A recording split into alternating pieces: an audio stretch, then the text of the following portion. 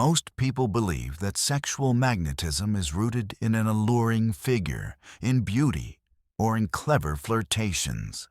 This is a damaging misconception. All these things are merely the results of a society that celebrates constant striving. We are led to believe that if we build up enough appealing surface qualities, we'll be loved. The outcome? We continue to struggle with forming meaningful relationships, and we're still seen as less attractive. The truth is, true magnetism depends on the flow of conscious energy. Carl Jung, with a deep psychological insight, revealed that what you repress will control you. What you integrate will shine through you. It is this subtle light, rather than polished perfection, that truly determines your attractiveness. This video isn't here to offer you new skills for hunting love. Instead, it is an invitation to a journey back to wholeness. From today forward, you no longer have to exhaust yourself chasing after affection. You can begin to learn the quiet art of holding, a calm presence that naturally emanates an irresistible magnetism. Stage 1. Building magnetism from inner roots. The key message: attraction begins the moment you stop running from yourself. The first rule: energy determines appearance. Let's look at this truth in its raw form. Your physical body can be trained to lie, but your energy field cannot. Before you even say hello or adjust your smile, your vibration has already filled the room and sent your entire psychological profile to the other person. This is a silent form of communication, where one person's unconscious scans the unconscious of the other. The real reason we become less attractive isn't because our exterior isn't dazzling enough, but because of a deadly incongruence. When your conscious mind tries to play the role of someone confident, but deep within, your unconscious leaks out the fear of rejection. You create a discordance. Others may not be able to name that discomfort, but their biology immediately triggers a sense of caution. Their intuition will sense the misalignment between the smile on your lips and the tremor in your eyes. A beautiful body harboring an anxious soul is like a grand castle built on sinking sand. People may admire it from afar, but their instincts will keep them from stepping inside, sensing collapse is near. According to Carl Jung, the root of this instability lies in the shadow, those aspects of ourselves we have denied, suppressed, or are too afraid to acknowledge. We lock them away in the basement of the unconscious, fearing that if revealed, we'll lose love. But paradoxically, Jung reminds us, what you repress will control you. These rejected parts don't disappear. They quietly pull the strings, turning us into puppets of fear, making our actions feel forced and unnatural. So, the first step to true magnetism isn't figuring out how to look perfect. It's daring to face the hidden corners you're trying to conceal. When we mention the shadow, many imagine dark things like anger, greed, or selfishness. Yet, for many of us, those who always play the nice guy or nice girl, always smiling and pleasing others, their shadow holds the opposite. It is strength, authority, and wildness. The irresistible charm of these nice people begins when they dare to open the basement door, awaken the inner beast, and integrate that danger into their personality. You need fierceness to defend your boundaries. You need wildness to spark passion. Without these, your kindness is simply a symptom of weakness, unable to stand up for itself. Psychologist Jordan Peterson, who is deeply influenced by Jungian foundations, once said, "A harmless man is not a good man. A good man is a very dangerous man who has that under voluntary control." Picture this difference. A rabbit cannot cause harm because it is weak. Its gentleness carries no moral value. But when a lion chooses gentleness, that is true strength. In love and relationships, what people crave is a sense of safety that comes from strength, not the safety that comes from weakness. Attraction arises from this very contrast. You have the power to create storms. You have claws sharp enough to inflict pain, but you choose to bring peace instead. This is what we call gravitas, the weight of a person with real depth, the kind of presence that inspires both respect and a longing for shelter. That's why there are people with the most ordinary appearance. Yet wherever they go, they draw attention. It's because within them there is a kind of wholeness they neither hide from nor run away from themselves. This process is called shadow work. The journey isn't about fixing yourself, but about reclaiming lost fragments. When you stop straining to be an angelic ideal and you accept the instinctive animal side within, the inner tension dissolves. In its place is a quiet ease, a sense of inner relaxation. And it's this ease that is the highest form of magnetism. The second rule, the power of silence. In a noisy world where everyone is rushing to be heard, silence has become a luxury, even an obsession. Most of us carry an invisible fear of empty spaces. When a conversation pauses, our heartbeat quickens, our mind scrambles for a topic, a joke, or an unnecessary explanation just to fill that gap. We're afraid that if we say nothing, we'll become forgettable, or worse, be judged as poor communicators. But it's precisely in this desperate effort to please the space that we unintentionally lose our magnetism. Words spoken out of fear always carry the frequency of lack. When you rush to explain who you are, you're lowering your own value, turning yourself into a product trying to convince someone to buy. In contrast, those who are truly irresistible are masters of the art of holding the tension. They don't need to immediately discharge it with impulsive words or actions. According to Jung, magnetism is a result of the inner tension that we've learned to hold and contain. Imagine your conscious energy as a spring compressed under great pressure. It's the hidden battle between the urge to explode and the will to stay composed, between the longing to reach out and the patience to wait. When you don't release this energy through rushed words, it doesn't disappear.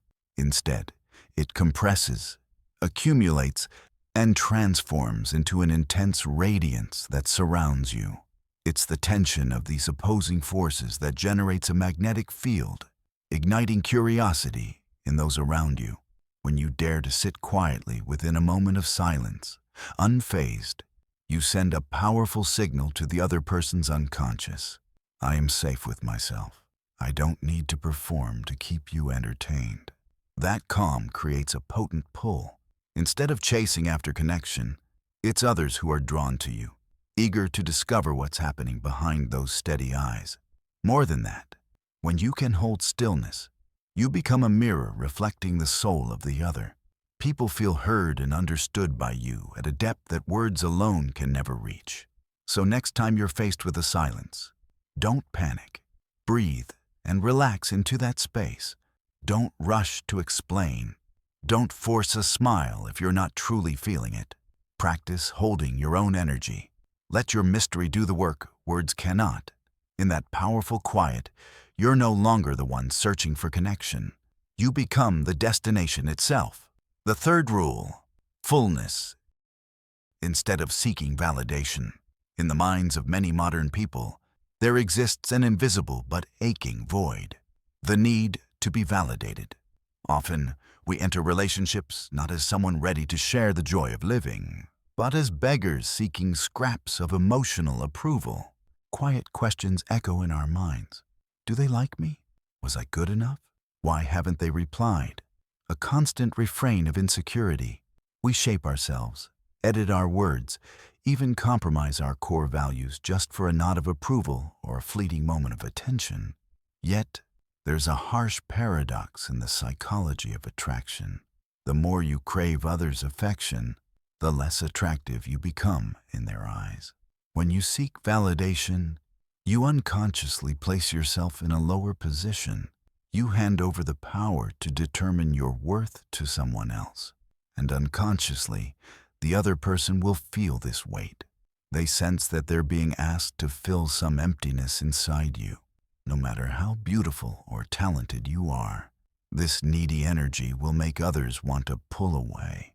Human instinct resists the burden of being responsible for someone else's happiness. What we long for is to walk alongside a soul that already feels whole. The ultimate magnetism, what Jung called the unification of the self, rests in a state of fullness. Those who embody this magnetism aren't searching for some missing piece to complete their lives, because they've already finished the portrait of their soul through inner strength, passion, and self-acceptance. They don't need anyone else to validate their worth, for they affirm it every day in how they live and how they treat themselves. It's this shift from a mindset of taking or seeking to one of giving and sharing that generates an irresistibly attractive energy. Picture the sun. The sun doesn't rise, and wonder, do the flowers like my light? It simply burns, shines, and exists in its full power. Its presence is a gift, an offering to the universe, regardless of any response. That is what it means to be at ease within yourself. When a person reaches this state, they send out a high-frequency signal into the space around them. I need nothing from you, but I'm ready to share my fullness with you. This silent message has a powerful effect on others. It lifts away pressure, creating a space where the other person doesn't feel bound or burdened by expectation.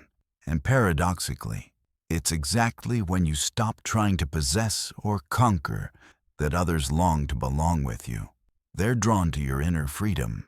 They want to bask in the abundant energy you radiate, a warmth unclouded by the fear of abandonment or the need to soothe the ego. To be at ease in this way doesn't mean being arrogant or coldly indifferent. It is the calm assurance of someone who truly knows themselves. You can still love deeply. You can still feel pain, but your core value no longer sits on the scales of others' judgment. You become a whole experience, a world unto yourself, rich and distinct. And in a world full of people always searching for something to fill them, the one who has already filled themselves is a rare treasure, a lasting source of attraction. Stage 2. The art of presence. When your inner energy is full, no longer leaking out through the need for validation, it begins to overflow outward, shaping how you show up in the physical world. This is when you enter a new dimension of the art of attraction, the transformation from merely existing to truly being present. The fourth rule, mastering presence. In most people's minds, presence, or mastering the room, often brings to mind an extrovert, someone laughing loudly, who knows how to be the center of every gathering with captivating stories and expressive body language. We tend to believe that to get attention, we have to make noise, to shine like a spotlight so no one can ignore us. But through the lens of depth psychology, this is often just the clamor of an ego starved for attention. True presence carries an entirely different frequency, quiet, dense, and deeply penetrating. To master a space isn't to dominate it with sound or action, but to radiate a particular atmosphere from your own inner world. The key to this ability lies in practicing what we might call alert observation. When most people walk into a meeting or gathering, their minds are tangled with 1,000 thoughts, worrying about their appearance, planning what to say next, or judging the person in front of them. They are there physically, but their minds are drifting elsewhere. By contrast, someone with true magnetic presence chooses another path. They let go of the need to be seen. They set aside the ego. The greatest power of this presence lies in the gaze. A penetrating gaze carries more weight than 1,000 hollow words. Start with a small practice. In your next conversation, instead of scrambling for what to say, anchor your attention in the other person's eyes. Give your full presence to listening, truly hearing what the other is saying, as if you're looking deep into their inner world, as if you're reaching out to the child beneath their adult exterior. In a world where everyone feels invisible or overlooked, that feeling of truly being witnessed is a rare and addictive gift. It touches one of humanity's deepest longings. The person who receives such a gaze feels safe and understood. This silent moment of connection creates an invisible bond, stronger than any flowery compliment could ever be. This is the power of focusing on sensing rather than performing.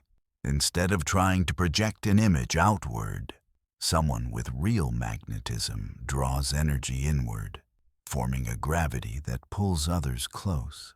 And when you've established this weighty presence, when your image is imprinted in another's mind as a vivid, profound experience, you're ready for the next subtle step in the art of attraction. A step that moves in the opposite direction, paradoxical but potent. The art of absence. The fifth rule, using absence as an art. In today's world of hyperconnectivity, we often get caught in an invisible fear that absence means being forgotten. We believe that to sustain a relationship, we must always be there, replying to messages instantly, updating every status, and always available whenever the other person needs us. Yet, paradoxically, that constant and excessive presence becomes the very poison that kills desire. An item always available on the shelf slowly loses its sense of rarity, and a person who is perpetually present takes away the opportunity for others to miss them. Magnetism isn't created only in the moments we're together. It erupts most powerfully in the quiet spaces when we're apart. To understand this, we need to look deeper into the workings of the psyche through the lens of Carl Jung. Why is absence so important? Because it triggers one of the most potent psychological mechanisms in humans, projection. Jung explained that deep within the unconscious, every man carries an inner feminine image called the anima, and every woman carries an inner masculine image called the animus. These archetypes represent what's missing in our souls, the perfect ideal of love we yearn to find in the outside world. When we fall for someone, we're actually seeing the shadow of our own anima or animus projected onto that person. When you're too present, too clear, too detailed with the trivial stories of everyday life, you fill the other person's mind with blunt reality. You leave no room for their imagination to soar. But anyone who knows how to disappear right when emotions are at their peak becomes a ghost. And a ghost is always more alluring than the real person. Why? Because the real person has flaws, has limits, can become boring. But a ghost is immortal in the mind. With strategic absence, you invite the other to project their deepest desires, their most ideal images of anima or animus onto your shadow. They start to remember your gaze, but more radiant than before. They remember your voice, but warmer than in reality. At this point, physical distance or silence doesn't divide. On the contrary, it becomes the catalyst for imagination to weave an even stronger, more lasting bond. However, there is a fine but crucial boundary that must be recognized.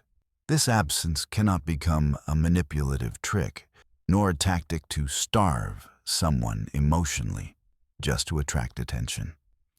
If your disappearance comes from a place of calculation, trying to control another person, it will carry the energy of coldness and cruelty, something the other's intuition will quickly sense, and the love you receive will never be pure. The kind of alluring absence described here must be the natural outcome of a vibrant life that you are genuinely living. When your personal life is rich and meaningful, your absence carries a weighty message. I have a beautiful world of my own, and I cherish it. This creates a potent kind of sexual attraction, sometimes called natural scarcity. Others will feel that your time and attention are a gift, a privilege, not something freely and endlessly available. It is this proud independence that awakens the instinct to pursue, to long to become a part of your world. The other person understands that to have your presence, they must honor the rhythm of your life. Therefore, the practice here is deeply healing for you. Come home to yourself. Love and tend to your own garden. Instead of spending your energy anxiously waiting for a message, pour it into your passions, your goals, and your own inner peace. Let your absence become an elegant invitation, a space full of artistry, so others can realize how many colors are missing from their lives when you're not around. And when you return from that private world, you'll bring with you a renewed, abundant energy to brighten the relationship, rather than draining it through constant pursuit. The sixth rule: mystery and allure. In the search for connection, many people make an innocent mistake. They reveal everything about themselves right from the first meetings. We lay out our past, our wounds, all our interests and habits, hoping that such naked sincerity will be exchanged for understanding. But unfortunately, total clarity is often the enemy of passion. When a house opens every door wide, when every corner is lit, and there's no shadow left for curiosity, the guest quickly grows bored. They have seen it all, and so they have no reason to stay and explore further. The highest form of attraction does not lie in what you display, but in the secrets you choose to keep. Carl Jung understood this mechanism of the psyche deeply. He observed that the human unconscious is powerfully stirred by what is unfinished, by ambiguous symbols and unanswered questions. Our minds tend to glance over what is obvious, yet become obsessed with what's missing, an unfinished story, a glance carrying unnamed layers of meaning, or a fleeting, enigmatic smile. These sow a kind of pleasurable restlessness in others. They are compelled to return, to wonder, to use their own minds in trying to fill in the blanks. And in the process of decoding you, they unwittingly let your image occupy their thoughts. However, it's essential to distinguish true mystery from mere concealment. Mystery, in its true sense, isn't about donning a cold mask or playing childish psychological games. Real mystery arises from the multidimensionality of your inner world. Imagine a deep ocean. It doesn't purposely hide its coral reefs or strange creatures below. It's simply too deep to be seen all at once from the shore. Those with a natural sense of mystery are usually people who have cultivated their inner garden with care. They read widely, feel deeply, experience much, and reflect thoroughly. They possess too many layers, too many shades of feeling and thought for anyone to figure out in just a day or two. This mystery radiates from the quiet confidence of someone who knows who they are. They don't rush to define themselves with social labels. Instead, they leave subtle traces rather than handing out a detailed map. An unexpected, quirky interest, a unique life perspective that goes against the crowd, or a thoughtful silence in the middle of a lively gathering, all become magnetic anchor points. It's these small details, these offbeat pieces that don't quite fit the mold, that gently pull others into your labyrinth. People sense in you a rich, hidden world moving beneath the surface, a vast iceberg below the everyday language. And at our most primal level, humans are always drawn to explore uncharted territories. They want to be the first, or perhaps the only, one invited into those deeper layers. So the way to become mysterious is not about learning to lie or staying awkwardly silent. The only real path is to build depth in your soul. Live an inner life so rich that you never run out of new things to discover. When you become a microcosm, with your own blend of order and chaos, light and shadow, you won't need to create mystery. You simply are a mystery. And a beautiful mystery is something people are willing to spend a lifetime pursuing, never willing to let go after just a few brief encounters. Stage 3. Emotional resonance and alchemy. After setting clear boundaries of self-mastery in the previous principles, we are no longer beggars pleading for affection, but become museums holding intrinsic value. Yet, no matter how magnificent, a museum can feel cold without the connection of appreciative souls. Self-mastery needs to transform into exchange. This is when we enter the realm of psychic alchemy. The seventh rule, emotional synchronization. The essence of ultimate magnetism lies in your ability to sense the subtle undercurrents of a space and of the person before you. In Carl Jung's psychology, there is a concept called synchronicity, meaningful coincidences orchestrated by the universe. But in the art of attraction, we can see it as the ability to harmonize your inner flow with someone else's. Most breakdowns in communication or flatness in relationships originate from this out-of-sync dynamic. It happens when one person tries to give too much while the other needs space, or stays silent when their partner longs to be heard. Imagine a dance. If one moves forward while the other steps back to rest, the collision creates awkwardness and disconnect. Emotional synchronization is the art of knowing when to advance like a rising tide and when to withdraw, leaving behind a longing space. The mechanism of synchronization isn't about manipulation, but about pacing and leading. When you tune into the breath and state of the person before you, their defenses naturally soften. In depth psychology, we unconsciously seek safety in what feels familiar. When true synchronization happens, the boundary between me and you blurs, creating deep rapport. Those who are truly magnetic never force a flower to bloom. They simply provide the right light and moisture, then let nature take its course. They never miss the important moments, but they absolutely do not appear before the stage is ready. Imagine someone whose presence always brings a strange sense of ease. When they notice a trembling shoulder, they don't ask, "Are you okay?" They quietly set down a cup of hot tea and sit beside you. They understand the language of silence. This is the perfect example of resonance. To reach this state, the key lies in mastering attention and practicing the alert observation discussed in Principle 4. At this level, though, your observation must go beyond outward behavior to the energy beneath.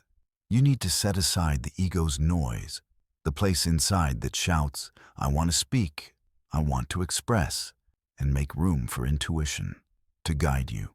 Synchronization requires a great deal of inner stillness. Only when the lake of your mind is calm can you truly reflect the heart of another. The eighth rule, never let yourself become predictable.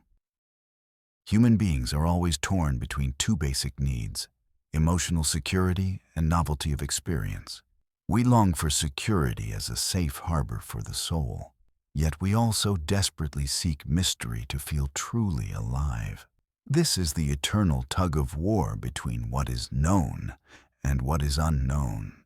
The tragedy of most long-term relationships doesn't come from storms, but from sinking quietly into absolute calm, when every corner of the other has been exposed under the light of habit. When stability reaches its peak, desire inevitably falls to zero. No matter how beautiful its cover, a book loses its pull if the reader already knows the ending from the first chapter. There's little reason left to read on. Attraction withers not for lack of feeling, but from the monotony of worn-out patterns. Predictability is like a tranquilizer. It's soothing, but it numbs the senses. When someone confines themselves to a fixed image, always gentle, always rebellious, always available, they unknowingly suppress the potential rich shadow within. Being unpredictable isn't about psychological instability or erratic behavior that confuses others. It's the art of continual rebirth. You refuse to become a familiar piece of furniture in someone's life, always in the same place, gathering dust, silent. Instead, you are a river, ever-changing, bringing new silt every day. Surprise can come from the smallest things. A change in tone, an unexpected hobby, or learning a new skill.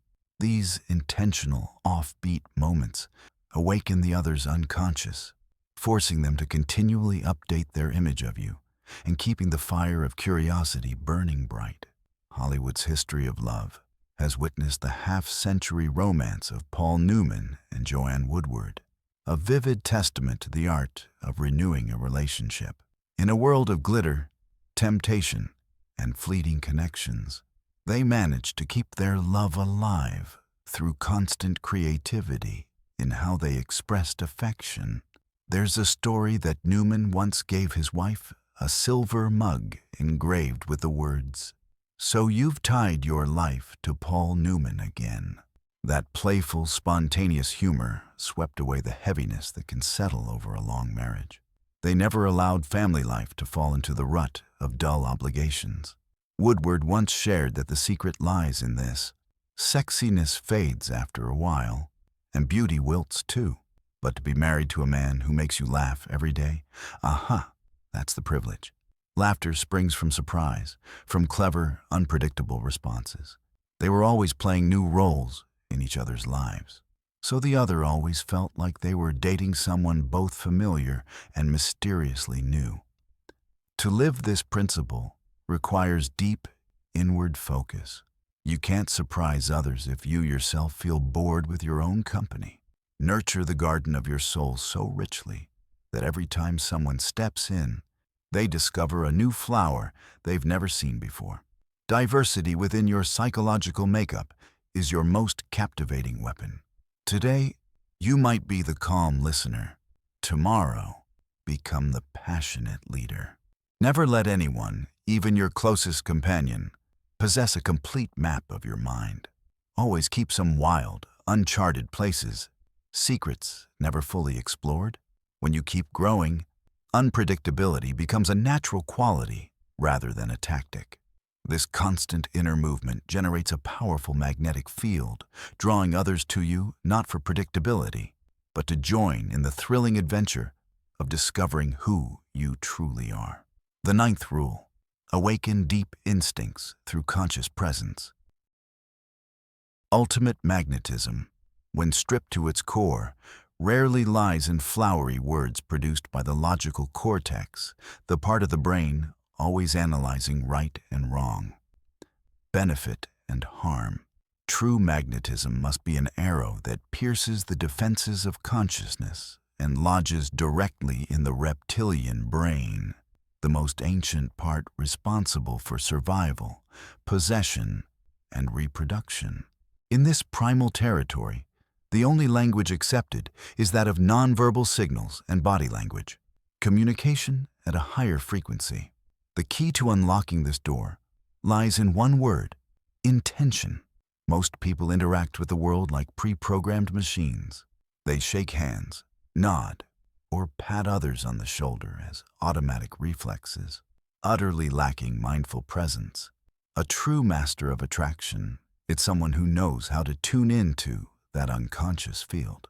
When they place a hand on your shoulder, it is not just the physical contact of skin, but a complete transmission of energy and will. The difference between a touch out of habit and a touch filled with intention is a chasm. The first is the collision of two objects. The second is the meeting of two universes. When you touch someone with your full presence, you are sending a direct message to their nervous system. I am here, fully with you, and I choose to connect with you in this very moment. That act has the force of high-voltage electricity, awakening every dormant sense and sparking a closeness deeper than any oath or promise could reach. Neuroscience has shown that our nervous system is designed to tune in to these subtle signals.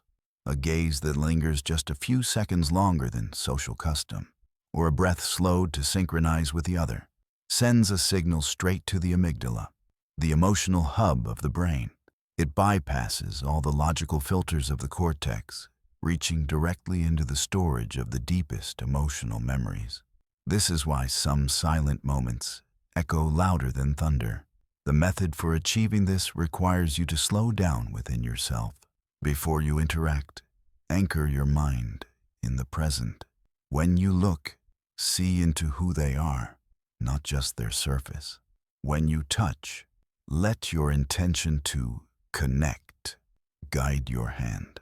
This heightened focus generates a field of energy, transforming ordinary actions into sacred rituals of communication. making the other person feel as if they are the most important being in the world at that moment. When you master this art, you are no longer simply a person trying to communicate. You become a biological experience for the other. You activate the most ancient regions of their brain, making them feel drawn to you on an instinctive level, beyond any logic or reasoning. And that is, quite simply, the definition of being irresistible. The 10th rule, keeping the flame of desire alive. In the world of attraction, desire is often misunderstood as a wild animal to be hidden away, or as a raw urge that needs immediate gratification. The harsh truth is, if you surrender completely to instinct, you become crude and lose your elegance. On the other hand, if you're afraid and repress desire, you become rigid, dull, and lifeless. The secret of true masters of magnetism isn't to eliminate desire, but to master the art of keeping the flame, sustaining the full tension of this energy without letting it burst out uncontrollably. Carl Jung called this process sublimation. Imagine the alchemy of the soul. Instead of letting the black coals of crude desire stain your hands, you compress them with the pressure of will and transform them into brilliant diamonds. Sublimation is the journey of converting libido, the core life force and primal sexual energy, into creative power and a magnetic presence. It's not self-denial, but an upgrade of self to a higher frequency. Those who are truly attractive always maintain an honest and deep relationship with their own desires. They feel the intense flow of longing coursing hot through their veins in the presence of someone they care for. But instead of being swept away by that flood, they build a solid dam of calm. It's this deliberate containment that creates immense hydraulic pressure. The energy isn't wasted in grasping actions, but is transformed into a steady, fiery gaze, a warm, resonant voice full of inner strength, and a confidence that doesn't need to posture. The result of this psychic alchemy is that you become a lighthouse in the night sea. A bonfire may burn brightly, but can scorch anyone who comes too close, causing them to retreat in fear. But a lighthouse is different. It shines brilliantly, unwavering, and warm, yet stands apart and proud. It guides, illuminates, and warms other souls without intruding into their space.